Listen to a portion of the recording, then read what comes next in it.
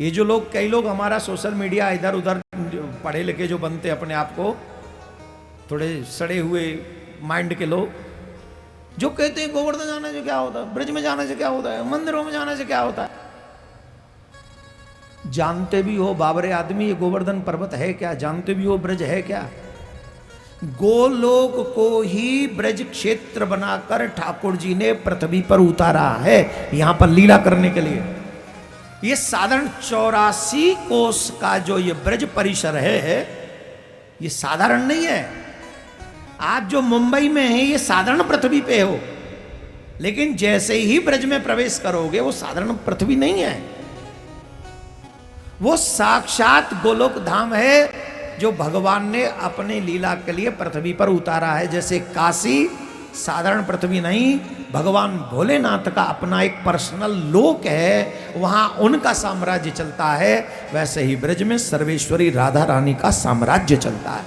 तो ये गोवर्धन ब्रज गोलोक ही है। अब गोवर्धन आए कैसे, तो ध्यान से सुनो। ये जो गोवर्धन है ये साधारण नहीं है, ये साक्षात भगवान है।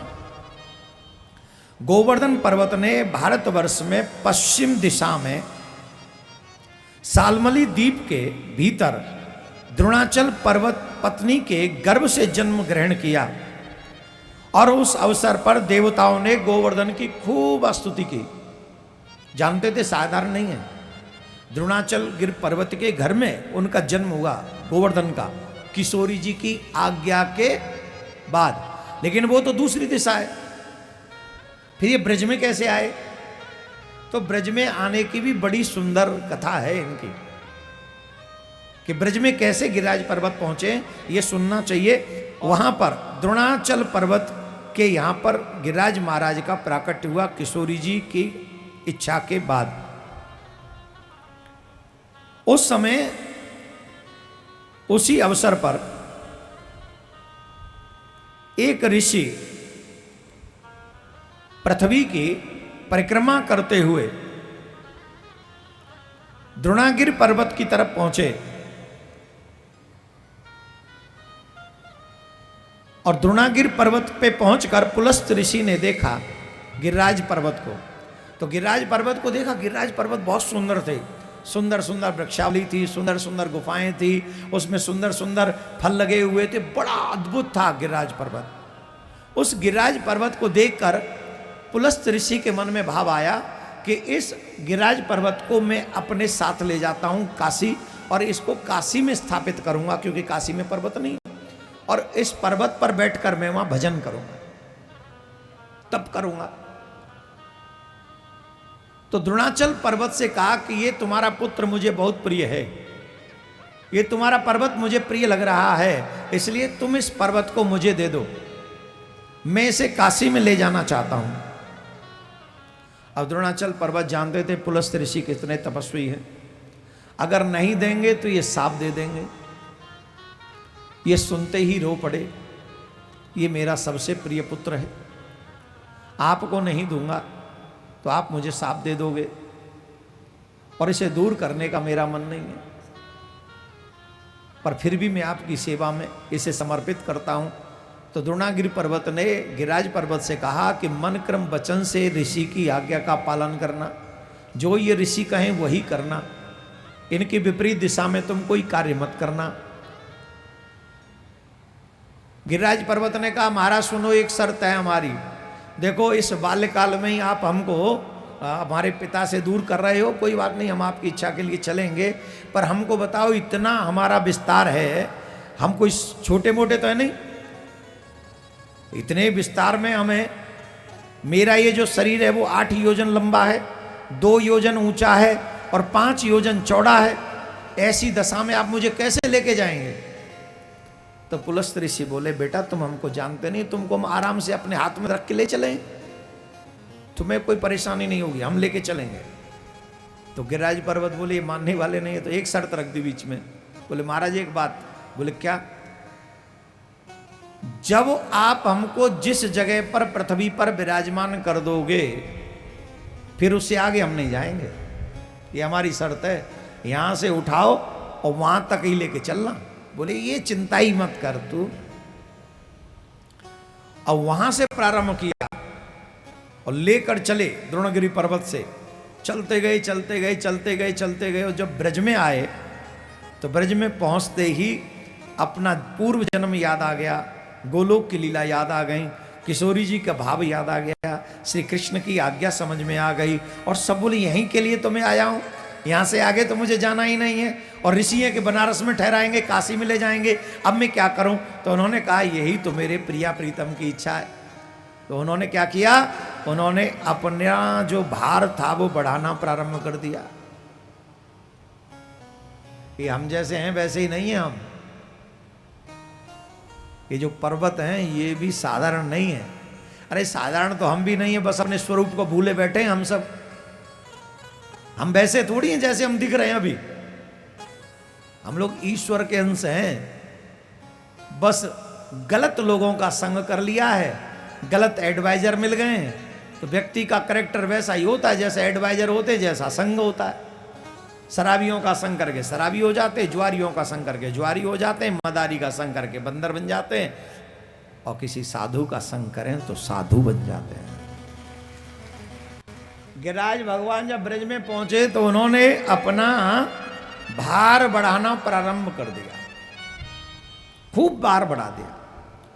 अब तो ऋषि भूल गए कि क्या शर्त है, तो भार बढ़ा तो थोड़ा सा अनकंफर्टेबल तो होते ही अनकंफर्टेबल हो गए, तो उनको लगा कि थोड़ी देर रेस्ट कर लेते हैं और शौच इत्यादि भी हम कराते हैं, क्योंकि बहुत देर से चल रहे हैं, बहुत दिनों से, तो वहीं स्थापित कर दिया और शौच करने चले गए। स्नान आदि करके वापस आए और उठाया तो अब उठे ही न। बहुत प्रयास किया, उठ जाओ उठ जाओ उठ जाओ उठ जाओ उठ जाओ उठ जाओ, कोई असर नहीं। तो गिरिराज से कहा पुलस्त ऋषि ने, भैया हमारा श्रम है, हम तुम्हें वहां से यहां तक लाए हैं, अब थोड़ी सी और रह गया, मथुरा से काशी चलना है, चलो। बोले महाराज आप अपना वचन भूल रहे हो, आपसे हमने वचन लिया था जहां आप हमें पृथ्वी पर रख देंगे फिर वहां से आगे हम नहीं जाएंगे। तो अब आप हमें कैसे, आप यहां रख दिए, आपको याद नहीं रहा, अब आप हमको यहां से आगे ले जाना चाहते हैं, तो आप अपने वचन से झूठ बोल रहे हैं। अब वचन मिथ्या तो नहीं हो सकता, अब तो हम यहीं रहेंगे, अब यहां से आगे। तो पुलस्त ऋषि ने कहा बालक समझो, हम तुम्हें काशी के लिए लाए हैं, ये मेरा मनोरथ है कि तुम काशी चलो। बोले पर महाराज वचन अन्यथा होए न मोरा, ये वचन अन्यथा नहीं होगा।